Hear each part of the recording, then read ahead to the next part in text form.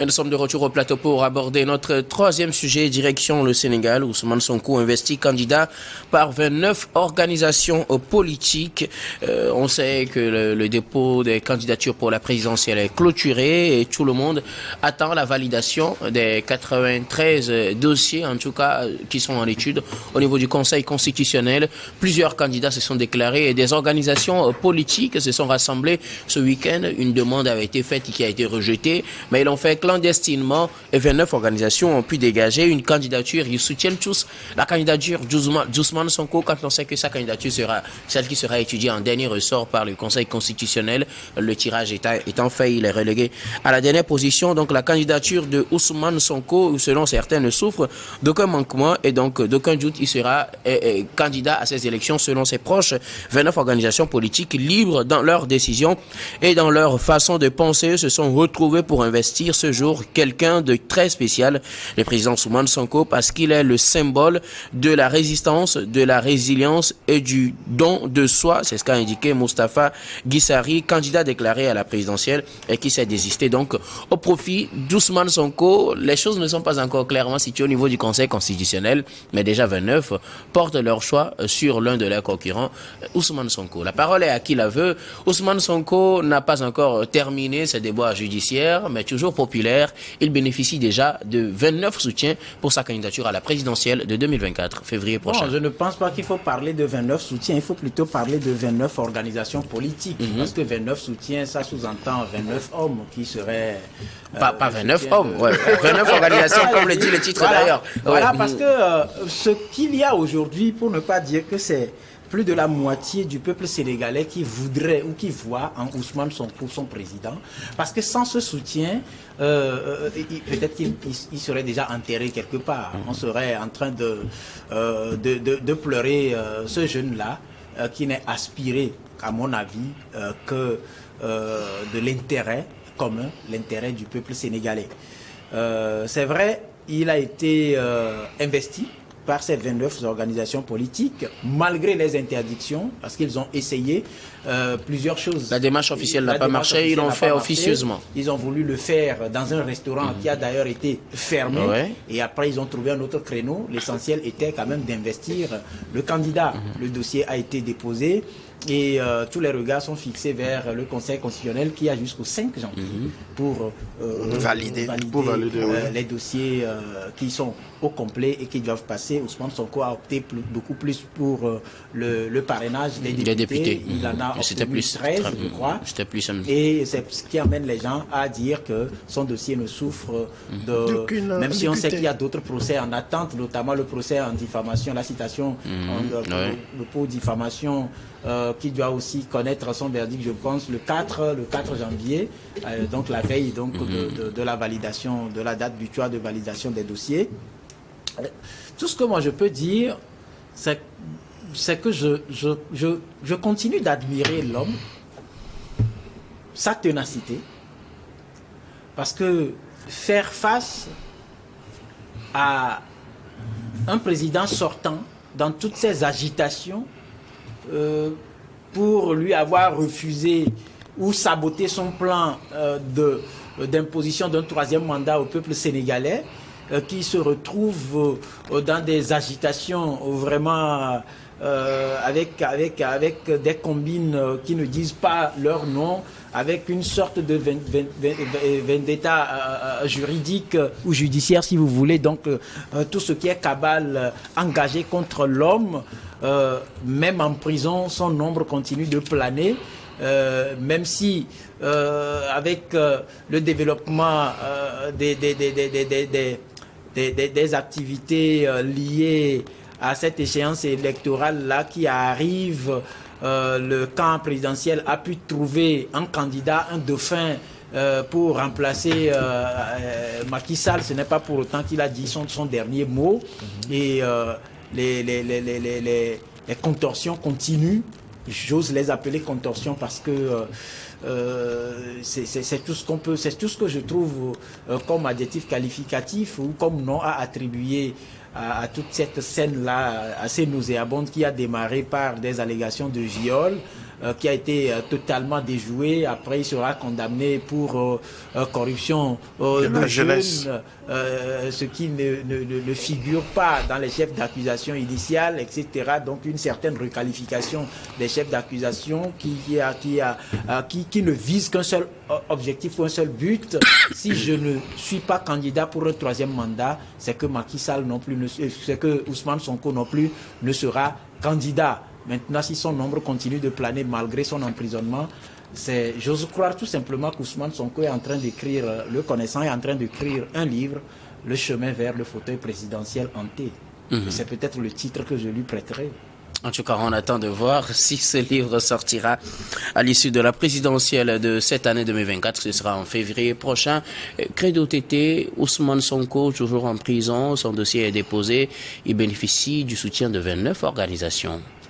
Oui, s'il faut toujours rester dans le registre littéraire comme Rodrigue, mais moi je trouve le titre. Quel titre pour ça? Ousmane Sonko hanté par le fauteuil présidentiel, ça aussi c'est une probabilité. Donc, donc là, nous revenons au sujet. Donc aujourd'hui, 29 organisations politiques apportent leur soutien au candidat Ousmane Sonko, qui est aujourd'hui, disons, le cauchemar du président sortant, Macky Sall. Et heureusement que dans l'adresse à la nation du président sénégalais Macky Sall, il a dit, c'est acté, donc il n'est pas candidat, mais il a dit que c'est avec plaisir qu'il transmettra le flambeau, le pouvoir en avril prochain à celui qui sera élu à l'issue de la présidentielle du 25 février. Donc, et qu'il s'engage à ce que ces élections du 25 février soient encore une fois une fête politique où tout se déroulera dans les règles de l'art pour avoir l'assentiment de tout un chacun. Donc là, je crois que monsieur Macky Sall, le président, a fait une sortie assez honorable et aujourd'hui, s'il y a 29 organisations politiques qui déjà apportent leur soutien à Ousmane Sonko, c'est une autre forme de mettre la pression sur le pouvoir en place pour dire nous organisons, nous allons faire le maillage du territoire. Il faudrait que vous jouez la bonne carte pour que à l'issue du vote du 25 février, que le pays ne soit pas confronté à d'autres problèmes. Donc c'est une pression qui est encore mise sur le gouvernement et le système électoral afin que les résultats qui sortiraient des urnes soient des résultats qui reflètent l'aspiration des populations. Tout compte fait, aujourd'hui, il y a plus de 90 candidatures. 93 au total. Oui, 93 au total. Et il y a des candidatures qui sont déjà éliminées, faute de parrainage nécessaire. Il y a le travail qui se fait au niveau de la Cour constitutionnelle. Le travail là va se faire, donc même avec une trentaine de candidatures à la présidentielle, on dira que c'est de trop pour le Sénégal démocratique, bien le Sénégal politique que nous avons connu. Mais dans une autre mesure, on peut dire c'est l'expression en greffe de la démocratie. Ils sont libres de vouloir convoiter le fauteuil présidentiel, mais ce jeu politique, cette élection, se jouera au maximum entre 3 candidats. Le candidat qu'aura soutenu Macky Sall contre Sonko, qui est aujourd'hui le candidat de l'heure, plus un autre candidat qu'on appellera Karim Wade, soit Karim Wade ou bien celui qui a déjà fait le système des Nations Unies aussi. Khalifa Sall, oui, je crois qu'il y a un Onusien qui a même fait le système des Nations Unies ici. Donc ce n'est pas une candidature de décor, mais lui aussi il a mûri un tant soit peu sa candidature avant d'aller sur le terrain. Donc Maxi, le jeu se fera entre 3 ou 4 véritables candidats pour accéder au fauteuil présidentiel. Mais si nous considérons aujourd'hui, disons, le sondage de l'opinion, il faut dire que c'est Ousmane Sonko qui arrive naturellement en tête de l'opinion Et ça, c'est le pouvoir de Macky Sall même qui a rendu populaire un temps soit peu Ousmane Sonko. Ousmane Sonko, il a un art, c'est l'art de la provocation. Et lorsque vous êtes en politique et vous arrivez à déceler là où excelle ton adversaire politique, il ne faut jamais aller sur ce terrain. Ousmane Sonko a passé, disons, ses jeux politiques à provoquer le pouvoir de Macky Sall qui était aussi cambré, braqué. Et chaque fois que Ousmane Sonko faisait une activité, une sortie, le pouvoir sortait des artilleries, le pouvoir tombait toujours dans le piège de Ousmane Sonko. Et cela, tout le bénéfice revenait à Sonko parce que l'opinion, le peuple dit, c'est le candidat ou bien c'est notre opposant qui est martyrisé. Cela a contribué également au renforcement de sa popularité. Et aujourd'hui, même si Ousmane Sonko est en prison, on tient le vote demain. Donc, on ne nous dira pas qu'il n'est pas dans les 2 premiers candidats qui brigueraient la présidence sénégalaise. En tout cas, on attend de voir au soir du 25 février prochain. Prosper Aboklou, même en prison, Ousmane Sonko bénéficie du soutien de 29 organisations politiques au Sénégal. Oui, vous savez, Ousmane Sonko est d'abord victime donc de son panafricanisme. Et ce qui lui permet aujourd'hui de sortir de l'omerta sur ce qui se fait à partir donc du planning mis en place donc par l'Occident au Sénégal. Je vous ai dit ici autour de ce plateau que le Sénégal c'est la suite de la France. Le Sénégal est une suite de la France. Et je ne m'étonne pas qu'on en est arrivé ainsi. C'est un semblant de démocratie qui se fait pour dire que on est respectueux des droits de l'homme, on est respectueux de ci, de ça, mais au fond, ce sont des anguilles sous roche.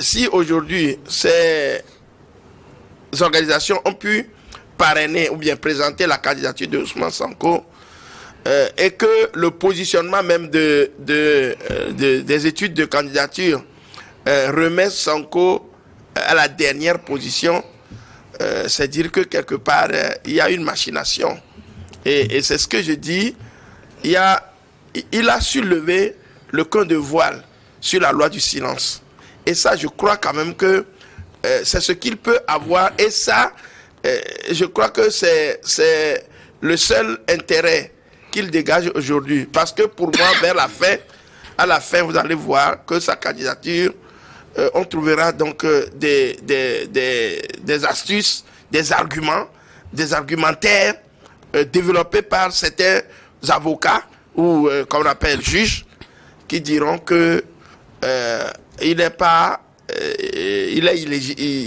inéligible. Voilà. Donc pour moi aujourd'hui, ce n'est que de la farce qui se joue. Comment on appelle le pouvoir sénégalais Macky Sall laisse entrer les choses parce que lui-même il s'est déclaré inéligible pour un 3e mandat. Il a jeté l'éponge. Donc et son opposant. Vous vous rappelez que le PASTEF a été dissous. Oui. Le PASTEF a été dissous. Maintenant, c'est